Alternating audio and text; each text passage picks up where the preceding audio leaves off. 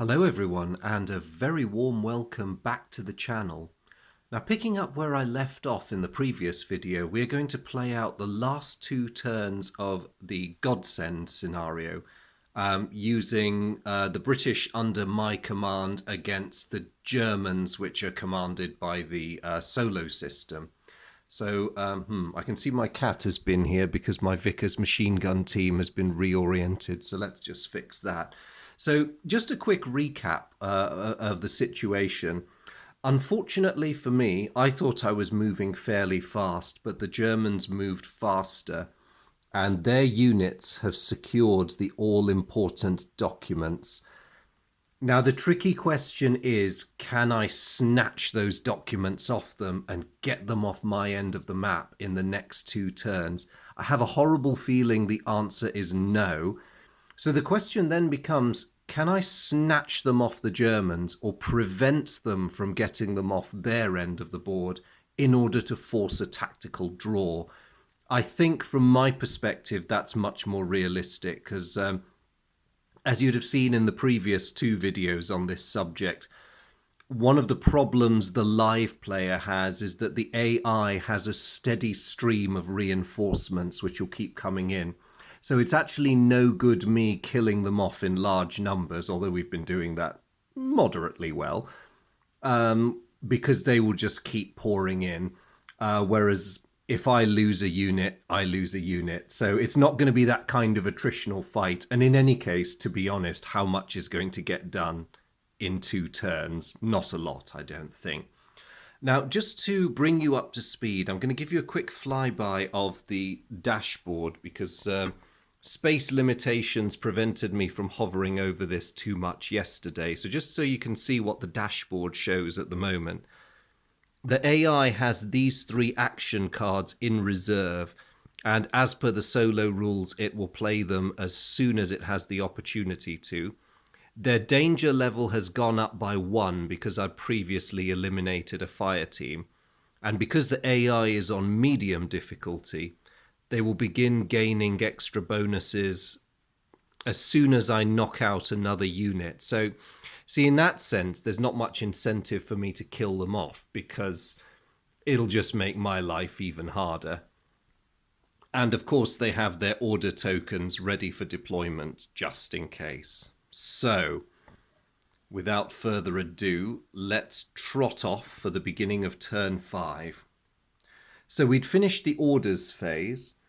The Germans had drawn their card. I'd topped up. Oh wait, no, the Germans had not, as per their standard rules, drawn a new action card. So at the beginning of the turn, they get another one of these, and they get go.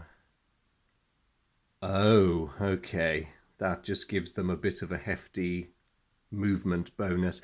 In a way, it's not too relevant to me because they've already seized the objective. They're just trying to get it off the map. However, following the recommendation of the rules and interpreting this in a beneficial way to the AI, I could use this on their behalf to place a blocking force in front of me, essentially to cover that unit as it runs off the board with the briefcase. Dang it. Right, decision time. I still have 3 orders, and I am going to give them to... Good question. I think my first one, again, is going to go to my 3-inch mortar unit, because we really need to kill more of those idiots, or at least pin them. It was really naughty, if tactically very clever, of the Germans to park that half-track across that part of the hedge, because it means my heavy units with suppression capability suddenly don't have a good line of sight. And even if we destroy that thing, all we're doing is giving it more cover. So what I might do is shift the emphasis of my attack. So I might give the officer the next move. I've been holding off using my grenades and my extra ammunition so far, but things are getting desperate now, so I'm going to have to do that. And lastly, I might give the flamers a turn because they've been sitting patiently waiting for an opportunity. and I am not without options. So let's see. Or wait, do I really want to do that? Do I really want to do that? I'm just trying to think, because I'm having a moment of indecision now. Because they still have a lot of firepower, but then what do I really gain destroying that thing? Other than giving my lieutenant a bit of cover. No, I'll stick with my decision. If I'm wrong, I'm wrong. Let's just go for it. In a real combat situation, I wouldn't have all this time to mull over my options with bullets flying and all that, so we're just going to go for it. So, I begin by activating my 3-inch mortar, and the Germans react. Move the danger marker 1 space up. Oh no! No. That's not good. So the danger marker moves up 1 space on the dashboard as if the Germans had suffered a casualty. And it aligns with the skull icon on the medium difficulty. Now what that does is it activates a German bonus, or an AI bonus, I should say. So from now on, from this instant, all firing actions, whether it's reactive fire or triggered by an order token, by the AI infantry units get a +1 bonus. Ag! Okay, so in their desperation, they're becoming a bit more accurate in their shooting. Not cool, guys. Not cool. Thankfully, all that's done is trigger the trigger the bonus, but they don't actually shoot at me. So before my situation gets much worse, I'm going to land a mortar round on these idiots. Now, my mortar crew has been amazing. Every time they've fired this game, they have placed those shots exactly where I wanted them. And here is hoping that we get more of the same. No, they've rolled a 1. Oh, rats. No. Now is not the time to lose it, fellows. Oh no, I don't have anything that can influence the dice roll. Okay. Oh yes, sorry, I forgot to play that. Quick interrupt. I forgot to give the Germans a bonus order. Not that they need it, eh? But I will add that to the dashboard. So we have rolled a 1, coming back to the more immediate situation, which means that this template meanders 2 spaces in that direction, so we miss the German infantry altogether. Although there is a tantalizing possibility they may destroy the half-track. Let's see what happens. They get a 4 for a total of 7. Oh my gosh, okay. That mortar round went a bit wrong in terms of wiping out the actual target, but they very spectacularly blew that half-track apart. Great. Okay, lovely. I like that. We have armor superiority on the battlefield now, such as it is. The only problem is that indestructible wreck is now in the way. And I'm not getting my half-track up there, so he's going to have to go meandering that way in order to do anything useful. And in the meantime, that full-strength German fire group is still sitting on the documents. Drat. Okay. So, turning from admiring the handiwork of his mortar team, Lieutenant Higgins is about to take action when the Germans react again and get reinforcements. Oh no, really? But you already outnumber us horribly. Do you really need any more? Well, somewhat depressingly, it's the final reinforcement in the bag. Okay, you fellows are at your limit now. Ooh, and it's a Panzerschreck team, but they do appear on their hidden side, so that's not good. Now, the Panzerschreck team, this is going to be a little different because they'll be useful for snatching the bag if they need to. I doubt they will. But they also have to be a bit mindful of my half-track. They know full well that that's now got to come this way. So a much more sensible placement might be to have them arrive here. They're on the road, they're out of sight, but depending on what I do, they could deploy in either direction. So I think that suits the AI's purposes. If I do send that beastie in to try and support whatever I do here, then they'll be in a position to stop me. Now, it's time. Oh, and the other thing is, nope, they're not finished with me yet. Action 2 is they, well, draw another action card. So what have they got? Oh, that's not encouraging. That's going to make me even less likely to want to risk my armoured personnel carrier. Poor old half-track of my own. Okay, right, that was disturbing, but at least no one's shooting at us. Lieutenant, what are we doing? I was going to use that if we'd managed to kill off or seriously maim that fire group, but we haven't. So I am going to have the lieutenant chuck a grenade. He is within chucking range.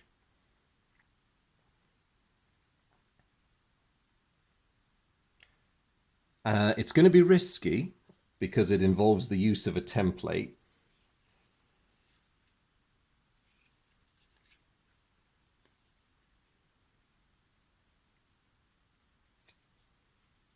And let's just see what happens. Now, the way the grenades work, as you all know from the standard game, is you use a standard meandering template because it's an indirect throw, but you use the grenade's damage values. So the lieutenant is going to try and plant his grenade just there and pray.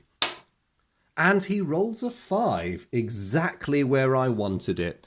Nice one, sir. Nice one. So, just to up the drama, I'm going to roll for that group first. Oh no, he rolled a 1. Okay, they're not even bothered when the thing goes off. And as for that fire group, he rolls a 5. Brilliant. So they suffer losses. Unfortunately, they're still there and the survivors are still clutching the bag, but at least that grenade has given them something to think about. Unfortunately, it hasn't pinned them, which might have been a more valuable thing to do. But anyway, that's the lieutenant's turn. He's not doing too badly, given his exposed position. Now, lastly, my flamer.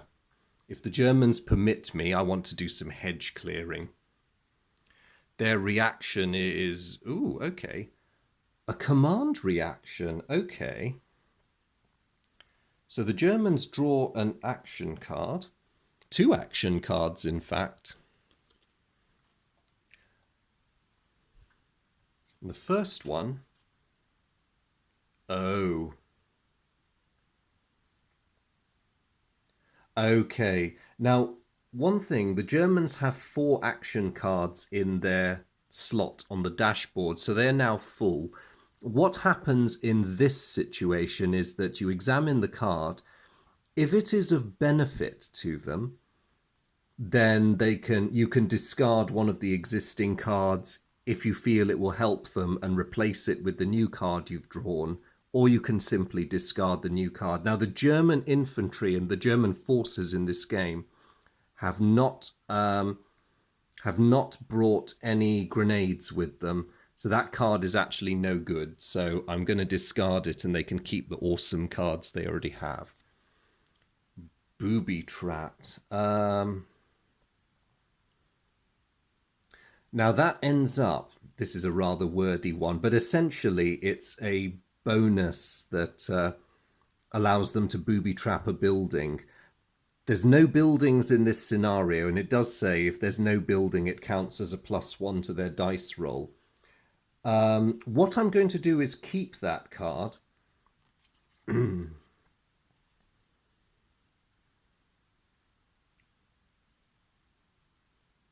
And replace it with that one. Oh, rats. Do you know, I should have...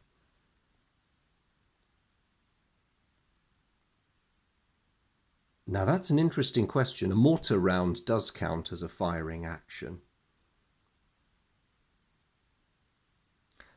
Let me, just because it won't have a huge impact on the game, because they didn't have an activation on that thing, and they got no firing orders. See whether that might have benefited them, because it was a bit unfair of me to forget that. I've rolled a 4. Apply the hit, and the AI keeps this card in its reserve. Okay, so it would have been destroyed anyway. So in that case, this card is now useless to the Germans, so I'll get rid of it and replace it with the dice roll bonus.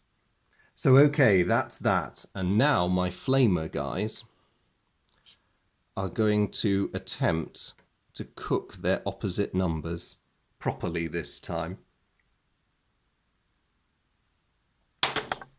And we roll a 3. That is enough to wipe out the German reconnaissance group, which is good for me, but it puts up the danger level again. And before long, I might be activating more German bonuses.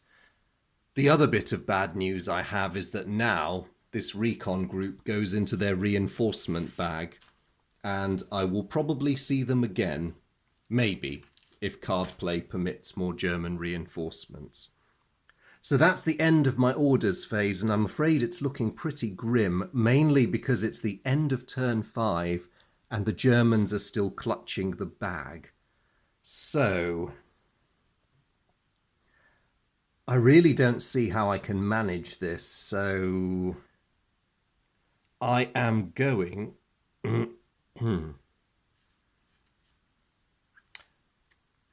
for the supply phase movement. I am going to play that on my half track, because they'll need every bit of speed they can get. So 1, 2, 3, 4, 5, 6. Oh, crumbs. Really should have moved the 3-inch out of the way. Hang on, let me think about this.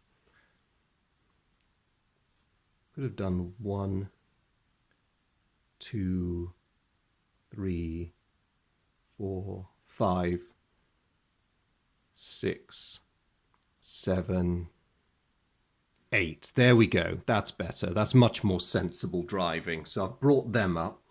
And my Vickers machine gun unit is useless there now. So I'm going to go 1, 2. They can hide behind...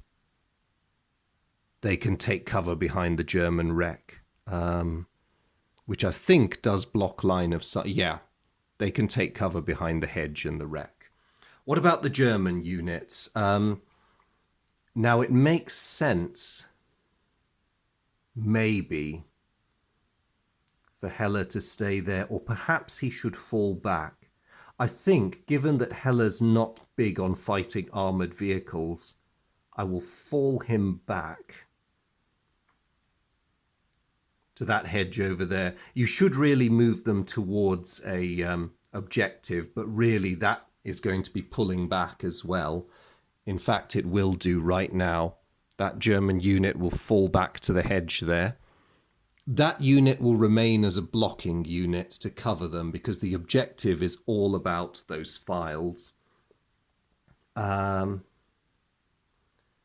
This fire group has the flamers within range and really doesn't want to get within their firing range, but they are within regular weapons range, so they're going to stay put.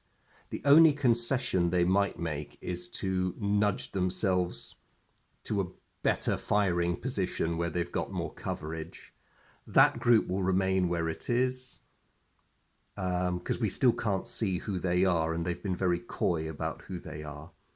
And the Panzerschrecks will just close up.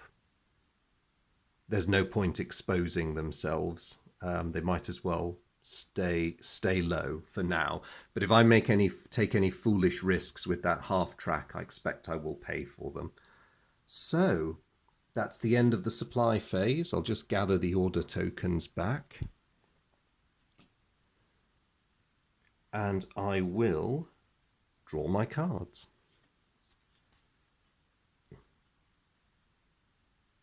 Oh, okay, that could be useful in the event of a last-minute miracle. But it would have to be a miracle because it is now turn 6. And the best I can hope for is a draw. But I expect, unless I do something truly hideous to that German infantry, they will run off the board with those files and end the game in style. So, Germans are entitled to draw a new action card,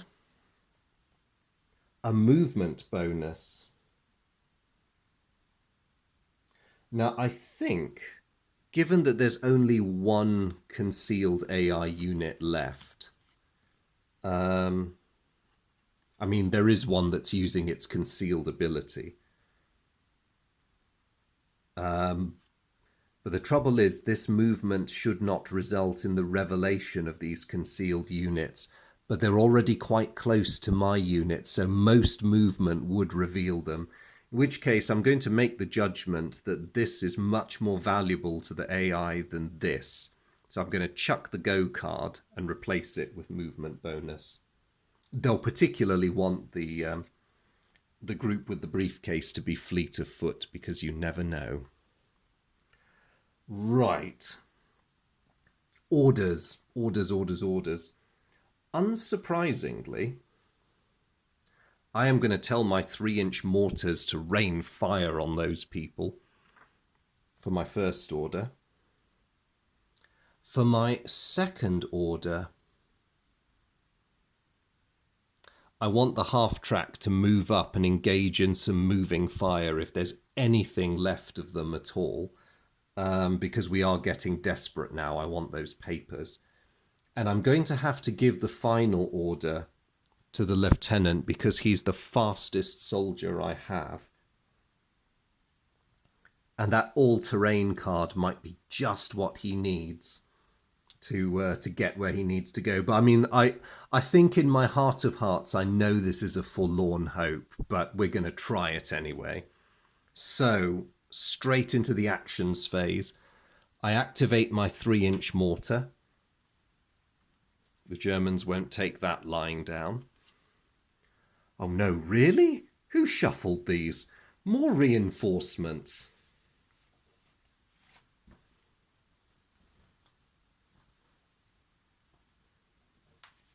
Well, there was only one fellow or group of fellows in the reinforcement bag, and that's the people I'd killed off not so long ago. So now, where to place them? I think I will start them off there, because they're not in the way of the group with the files, and they are in a good position to place themselves. In fact, I'll actually start them concealed, because that makes more sense from the German perspective. Or actually, what's their speed? No, I'll start them revealed because they've got that extra movement point in case they need it.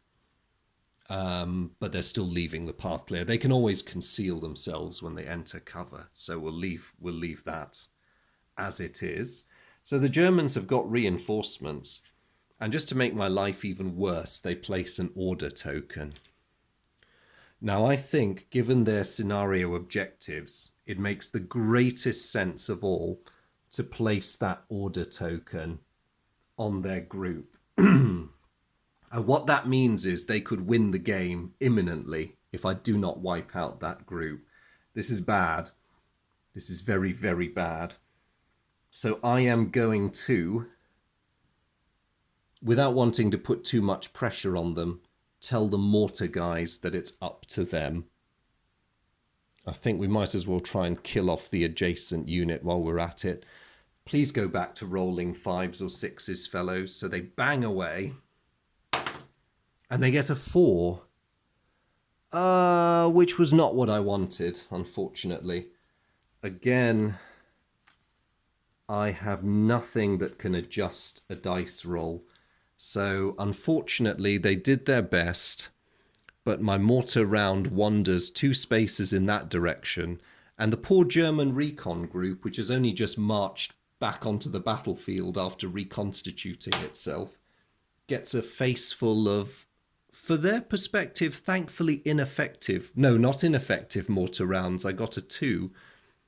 Yes, these poor fellows, they enter the battlefield just in time to get a face full of mortar rounds, which wipes them out. And so, much to their bewilderment and possibly a bit of chagrin and rage, they go straight back into the reinforcements bag. Right, unfortunately though, I've done my activation and I failed to kill my primary target. The AI, not surprisingly, will activate this unit and order it to get the hell off the board with the precious documents. And the Germans have just won the game. Oh, well, that was satisfying, close. I could really feel the tension throughout the game. I really, really enjoyed that. Yes, I probably should have given myself a slightly more mobile force, but my lack of mobility was made up for with the heavy weapons punch that I brought to the table. But enough of the recriminations for my failure to grab the bag. I am pleased that none of my men were casualties. We inflicted a fair few losses on the enemy. I mean, in terms of victory point body count, we did very well. But at the end of the day, the Germans made off with the intel. Hopefully, it's nothing more vital than Rommel's misplaced Christmas card list. We'll see. But the main question, and I'm sure the reason that you've all tuned in for this particular one, is what do I think of the solo mode? Well, I have rather mixed feelings, really, but leaning more towards the positive. I really love the aesthetics and the organization of the solo mode. I mean, look at that. It is so evocative. I think it's a beautiful thing. It's a work of art in its own right. And I really love these organizational. See, I call them trays, but the designers call them shoes. I don't think I don't know. I can sort of see where they're coming from, but maybe something was lost in translation. These are great. They assemble really, really well, but the components, I did notice that these take a bit of pushing and shoving to fit together. And I would only say by way of warning that if you're the sort of player who likes to completely pack everything away afterwards, there's a bit of a danger that these will wear out over time. So if I ever invest in a copy of my own of this set, I will actually keep them assembled and just find some cupboard space for them. But, you know, the quality is fantastic and the aesthetics are just beautiful and it all works. Now, about these logic trees, they look terrifying. They can be quite intimidating, and they explanations of what they are and what they do dominate the rulebook. But as you've seen from this game, you won't actually be using them that often. Because as Jan and Clem rightly say, let your actions be governed by common sense in the best interests of the AI, and you will get a satisfying game. So actually, the solo mode, I find, once you get your head around it, and it did take me a while, I'm afraid. I'm too used to playing Heroes of Normandy two-player. Once you unlearn a bit of what you're used to, this actually flows really well. The real bit of genius that I salute, and the Jan and Clem really did a grand job conceiving these, the AI reaction card. This system completely changes the game. It's not going to be the familiar I go you go of human versus human Heroes of Normandy, but it makes it such an incredible experience because the simple act of giving one of your units an order may trigger something really horrible and thoroughly unpleasant. And although it does make it, as I said previously, quite a different feeling game to regular Heroes of Normandy, it's really, really good because you get that tension, you get that sense of, you know, I know they're out there and I know roughly what they're capable of. What on earth are they going to do to me this turn? And you will get some turns, as I did, where there's a lot of firing in your direction. You'll get some turns that are completely quiet as he comes up with some scary pile of bonuses or redeployment of his forces that will adversely affect you later in the game. The odd thing to my mind, it took me a bit of time to get used to this idea, is that depending on the objectives of a scenario, the AI's units will very often accomplish their mission during the movement in the supply phase rather than necessarily storming and taking it during the actions phase, as you would as a human player. And it does build in a new level of planning and awareness, because I have to be aware that he's going to try all sorts of naughty stuff after I'm able to try and do something about it. Of course, I have no reaction capability like he does. But the balance of that is that you have the initiative. As the human player, you are very much the one calling the shots and dictating the flow of the battle, at least initially. Once the AI units begin to get close to their objectives, then you need to start worrying. But overall, my impressions are very favourable. I will try at some point playing this with bigger battles when I've had a chance to practice more. Very, very helpfully, and again, Jan and Clem deserve a lot of praise for the amount of thought they've put into this. They do acknowledge, I mean, they give you 2 scenarios with the solo mode, but following their excellent policy of making their new stuff compatible with first edition Heroes of Normandy, they have included a comprehensive scenario list telling you which scenarios the AI can handle well, which it doesn't handle so well. So, for example, the one I've just played in Godsend, the AI could play both sides. In Saving Private Rex, they can't play the American side. You need a bit too much initiative and human thought processes to go after the dog. But the AI is perfectly capable of managing the German attempts to stop you. And so there we've got Core Box version 1, Saint-Mère-Église, Carentan, just about everything really. Even the gazettes are covered. So hats off to them for that. And look, even Heroes of Stalingrad, you can apply this system to that as well. And the explanations of all the various icons are perfect. You get the abbreviated versions here, but in the rule book you also get very, very fleshed out explanations of the logic tree. So all in all, I would say a really good package. And although I haven't actually bought this copy, it was very kindly loaned to me by a friend, and I expect he's going to want it back fairly soon. So I think he'll be enjoying it every bit as much as I have. But I mean, for a series of war games that's quite reasonably priced for what it is, they have done well with this. So on balance, my feelings about the solo mode is that it's well worth investing in. It will give you a very different experience, and quite an enjoyable one, I would hope. In some respects, it sails perilously close to the method many of us have been using of simply playing both sides as honestly as we can. But I think the critical difference that makes it worth getting is the reaction card system. If Jan and Clem had produced nothing more than a stripped down version of the reaction cards, it would have been worth it. I'm not too sure about the action cards. They do give the AI player additional bonuses, and they can be very useful. But their use is often dependent on what the reaction cards allow. So a lot of them, as I found in this game, will actually just spend a great deal of the game just sitting there waiting to be used. But that's just my personal feeling on it. So yes, I would recommend at least trying this.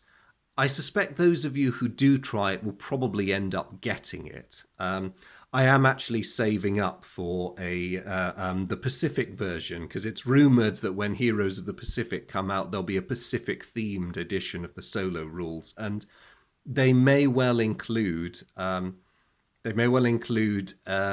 improvements that have been worked in. Very lastly, just to say that I love the hidden movement system. It's probably the best that can be crafted in terms of disguising the initial setup of the AI, and it's very well thought through. It's just another nice thing that keeps you guessing. But of course, I suppose I should say, just to keep the analysis fair, is that as we all know, this game does not have a small footprint. I mean, this is a small scenario, and I'll have to hoik my camera up just to show you the footprint. The solo mode does not make Heroes of Normandy any smaller. In fact, the opposite, it makes it significantly larger.